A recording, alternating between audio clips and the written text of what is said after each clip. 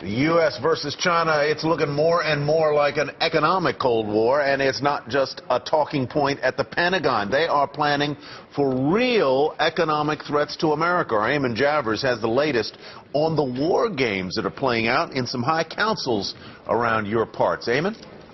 Hey, Tyler. Well, you're right. Ever since the crash of 2008, the defense intelligence establishment has really been paying a lot of attention to global markets and how they could serve as a threat to U.S. national security interests.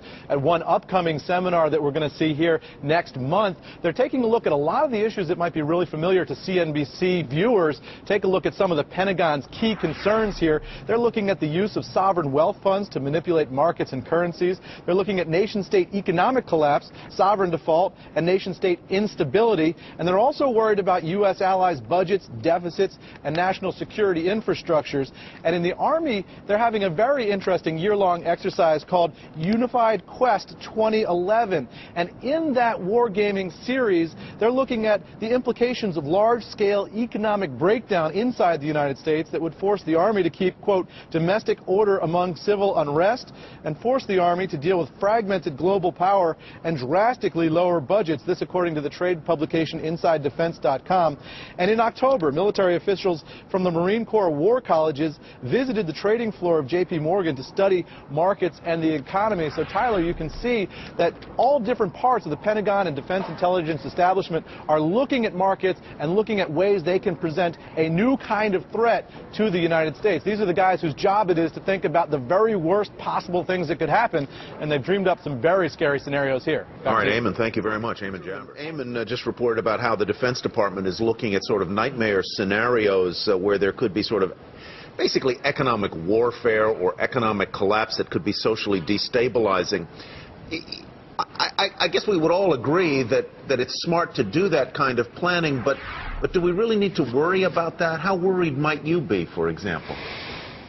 Well, I don't know how much to worry to be. I mean, one likes to think that the world is rational, and therefore most of the things that are being considered are not particularly rational, like destabilizing markets, because it'll affect not only us, but the world as a whole, and therefore China.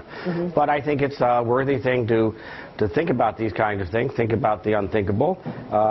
In particular, I don't want to be too pejorative here, but educating a few generals and colonels on economic issues, economic and financial issues, probably would make for an even stronger America. Eamon, there are those who would argue that one of the issues that you brought up, the destabilizing of world markets, that China has already been able to achieve that in some extent, when there have been rumors about their not participating in treasury auctions, or look at some of the disarray in the currency markets.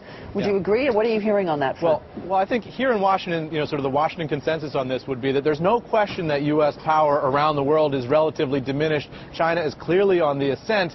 What the Obama administration has said is, we welcome China's rise, we just have to manage it.